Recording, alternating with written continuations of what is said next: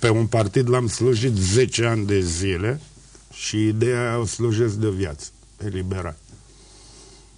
Păi, de la Liberali ați trecut la PNCCD? De la Liberali am trecut la PNCCD doar pentru a face o mică hoție, cu ghilimele de rigoare, să pot candida pentru Parlament în Convenția 2000. Am trăit în viața politică, am văzut ce e acolo. Ce e acolo?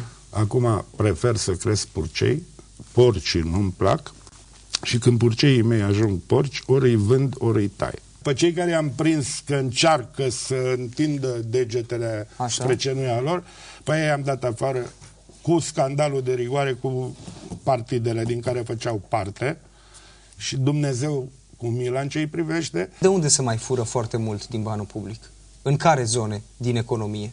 În tot ce înseamnă construcție. Drumuri? Drumuri, poduri, clădiri ale guvernului, reparații de clădiri ale guvernului. Cât se fură? Din 10 lei pe care îi dă guvernul acolo? Se va îngrozi lumea, dar frica mea că se apropie de o treime. O treime? Da, pe tot lanțul. Pentru o treime nu vin bunuri și banii aceia se duc pe apa sâmbetei. Dacă v-ar propune să reveniți într-o poziție, poate de ministru al finanțelor publice, de asta dată, în guvern, ați accepta? De ce mi-aruncați nada asta? Vă întreb, domnule Remeș. Să-mi propun. De ce Baltraian Remeș s-a întors în activitatea politică? De ce? Colegii mei au considerat necesară prezența mea într-un anume câmp, în activitatea de partid, în plan secund la PNL, și eu am crezut și cred.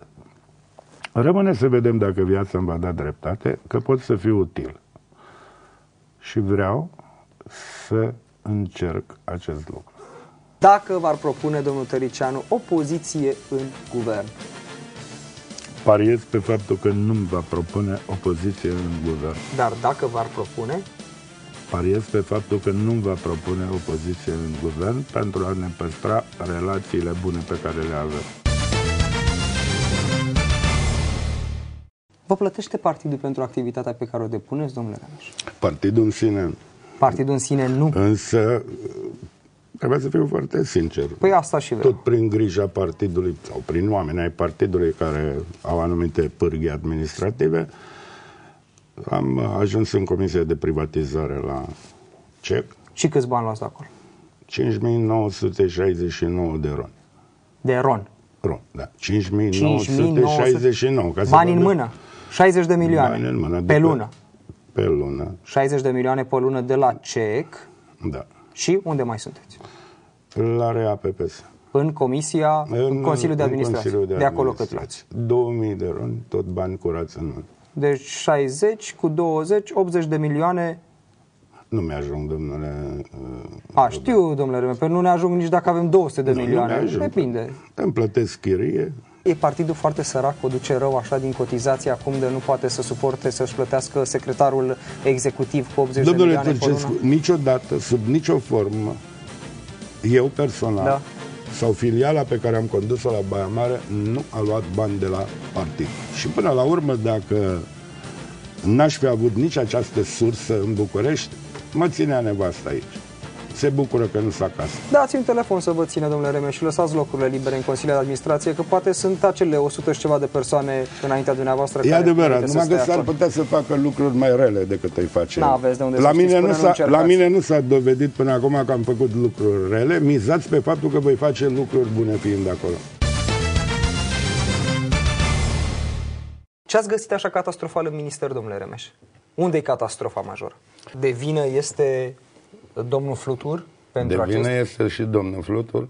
Unde e de vină domnul Flutur? De vină e și PNL-ul, că l-a promovat pe domnul Flutur. Da, unde să discutăm chestiuni concrete, că așa de vină Ministrul Flutur, așa. Căutați dumneavoastră, eu am treabă cu alte probleme.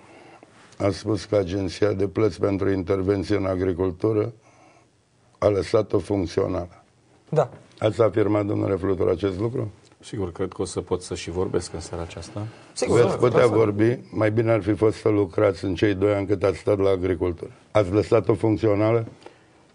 Mă surprinde tonul ăsta, dar dacă doriți nu e ton, o să e vă dau curiozitate, răspunsul, domnule ministru. Sigur că da. Nu, fără fraze lungi. Ați lăsat-o funcțională? Eu vreau să frazele știu. mi le aleg eu, dar vreau să vă spun câteva lucruri. Încercăm un dialog, exact. nu Domnule Turgescu, vă pierde vremea. Mă interesează dacă a lăsat-o funcțională. Am lăsat-o funcțională pentru că Agenția de Ce Plăți din înțelegeți prin a Agricultură fi funcțională, domnule a Pluț? făcut 10 tipuri de plăți interne, pentru că eu am plecat în noiembrie, acum 5 luni din minister și făcea plăți interne, plăți externe, deci o să facă în acest an. Nu va face plăți externe, va face plăți din sursă externă. Vă rog frumos, fiți atenți cu cuvintele, că așa ați gândit și așa ați vorbit și acolo.